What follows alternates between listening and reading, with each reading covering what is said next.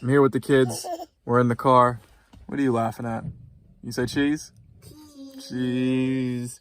All right, so we're in the car with the kids, and thinking about, it's been my daughter's almost 4 now, and we're thinking about just kind of how we started this whole process, and picking them up from grandma's house and daycare and everything else. And one of the strategies that we use to pick up another piece of property, another asset for ourselves, is buying another home for your aging parents. So my in-laws, a little bit older than my parents, and they had never owned a home before. So we went back to the bank and we basically said, we're going to buy a home for our parents. And the bank considered that a second home. We already owned our property. We already had several rental properties, but the bank considered that a second home for us, and allowed us to get in with 5% down. At the time, the reason that we did this is because we knew we were having kids. Kids were coming down the pipeline. This one was coming down the pipeline. And we basically said, well, daycare is expensive. Daycare is super expensive. It's almost the price of a mortgage. And we did the math, and we basically let's give you real numbers here. Daycare was running about $2,000 for daycare, and we basically said for the month. And we basically said, well, if I'm going to pay that much, I'd rather just pay a mortgage. So we basically bought that house, allowed her mother to retire. Her father was still working.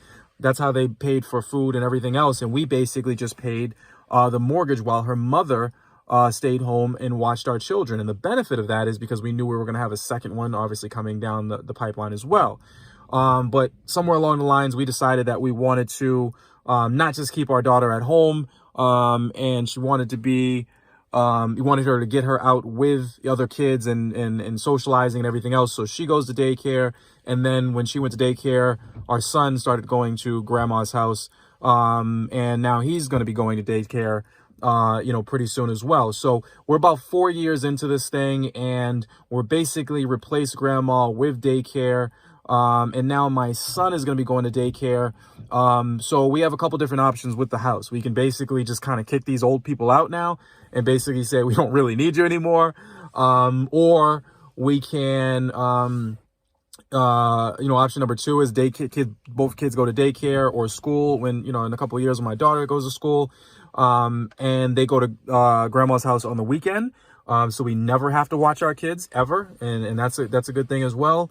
Or what we're going to do is option number 3, probably a combination of the thing. We saw this coming.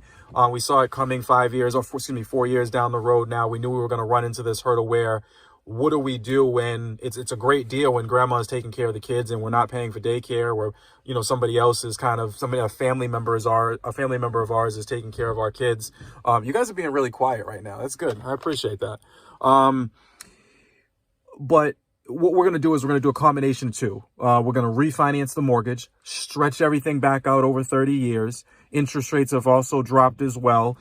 So basically what we'll take is probably a $2,000 payment. We're also going to eliminate PMI, which we had on the loan as well at the time. So we're going to eliminate PMI. We're going to also stretch the mortgage back over 30 years and also drop the interest rate, which should bring us somewhere around $1,200, $1,300. And then we also have some cash that we've been saving up for a while. We're going to try to pay down the mortgage from there as well. And then her mother can do some things, on the side with her free time during the week as the kids are in school. But the point is, if, there are other options. If you have aging parents, if you have a parent who doesn't own a home themselves, there are other options to go out there and accumulate assets through using your in-laws. You can also do the same strategy with a vacation home, something you're going to use on a regular basis.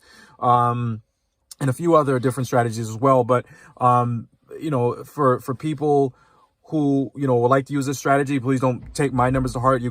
Obviously price points are different throughout the country, depending on where you are and where you, where you live. But definitely talk to your mortgage broker.